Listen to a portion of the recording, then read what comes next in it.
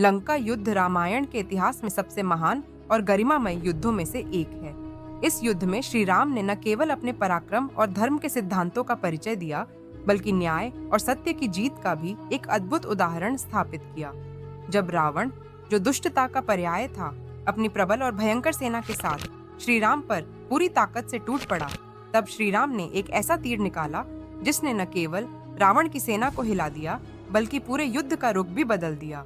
यह तीर इतना शक्तिशाली और दिव्य था कि उसकी एक ही निशानी से दुश्मन भयभीत होकर पीछे हट गए। यह तीर किसी आम अस्त्र शस्त्र से कम नहीं था। यह तीर भगवान शिव का वरदान था, जो श्री राम को उनके तप और साधना के कारण मिला था। कहा जाता है कि यह तीर सत्य और धर्म की शक्ति का अवतार था। भगवान शिव ने स्वयं इस तीर को राम को दिया था, ताकि वे अधर्म के विरुद्ध अपने धर्म युद्ध में इसका उपयोग कर सकें। यह तीर न केवल शक्तिशाली था, बल्कि इसकी विशेषता यह थी कि यह केवल न्याय के लिए प्रहार किया जाता था, और केवल तभी इसका प्रभाव पूर्ण रूप से होता था जब उसके पीछे भगवान राम की पूरी भक्ति, विश्वास और धर्म की भावना होती। लंका युद्ध के वह क्षण जब रावण ने अपनी सबसे जबरदस्त सेना श्री राम पर धावा बोला था, वह युद्ध के सबसे कठिन क्षणों में से एक था। रावण के पास हजारों योद्धा, महाबली राक्षस और मायावी शक्तियां थीं, जो राम की सेना को परास्त करने के लिए पूरी तरह संगठित थी। रावण की सेना ने श्री राम की सेना को घेर लिया और युद्ध का मैदान खून से लाल होने लगा। इस भीषण परिस्थिति में श्री राम ने अपने धनुष से एक अद्भुत तीर निकाला, जिसे देखकर राम की सेना को भी आश्चर्य हुआ।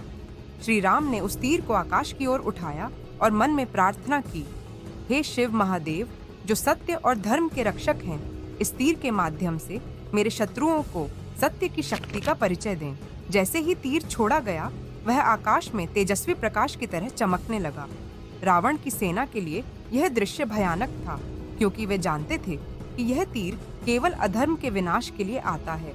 उस तीर की चमक इतनी तेज थी कि वह आसमान को चीरता हुआ सीधा रावण की सेना की ओर गया। रावण के सेनापतियों ने कई बार अपनी ताकत और रणनीति से उस तीर को रोकने का प्रयास किया, लेकिन तीर अचूक था। यह तीर किसी भी प्रकार के छल या माया जाल से प्रभावित नहीं हुआ। जैसे ही तीर उनके बीच पहुंचा, वह जैसे न्याय का प्रतीक बन गया। उसके स्पर्श से रावण की सेना भयभीत हो गई। उनके मन में संदेह और डरी हुई ऊर्जा फैल गई। वे एक दूसरे से लड़ने लगे। उनका मन टूटने लगा और धीरे धीरे वे पीछे हटने लगे। इस घटना ने राम की सेना को नई ताकत दी। उनके मनोबल को बढ़ावा मिला कि वे सत्य और धर्म के लिए लड़ रहे हैं, और उनके पास एक ऐसा अस्त्र है जो अधर्म को खत्म कर सकता है। यह तीर केवल एक हथियार नहीं था, बल्कि न्याय के लिए उठाए गए सही कदम का प्रतीक था। यह दिखाता है कि युद्ध में शक्ति से ज्यादा महत्वपूर्ण होता है सही समय पर सही निर्णय लेना, और उस निर्णय को धर्म के अनुसार अंजाम देना। इस तीर की शक्ति का रहस्य यह भी था कि इसे केवल मर्यादा पुरुषोत्तम ही चला सकते थे।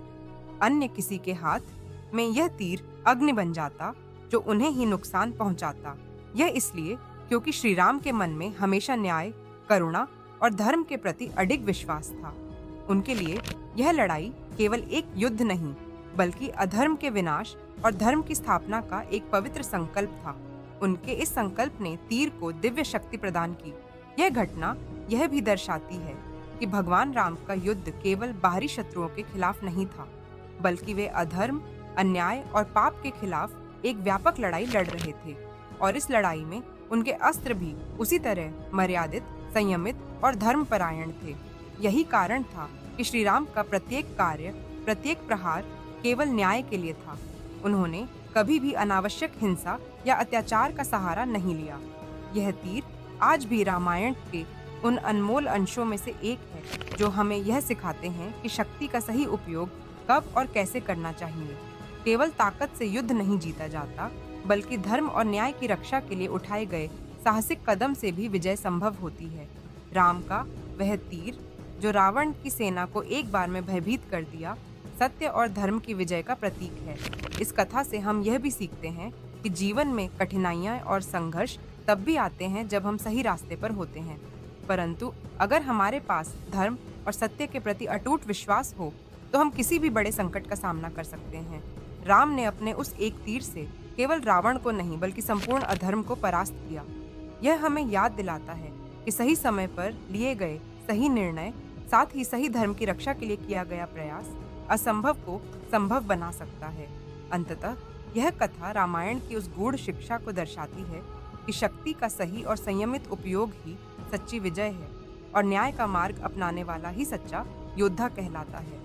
श्री राम ने हमें यह दिखाया कि धर्म की रक्षा के लिए उठाया गया एक तीर, एक कदम या एक निर्णय जीवन और इतिहास दोनों में अमर हो जाता है।